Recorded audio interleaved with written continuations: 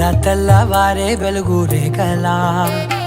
పచ్చ పచ్చ పచ్చి మట్టి బొమ్మలా అల్లి బిల్లి వెన్న పాల నురగలా అచ్చ తెలుగు ఇంటి పూల కొమ్మలా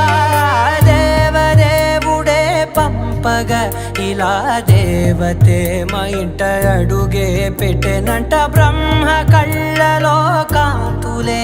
మా అమ్మలా మా కోసం మళ్ళీ లాలి పాడేనంట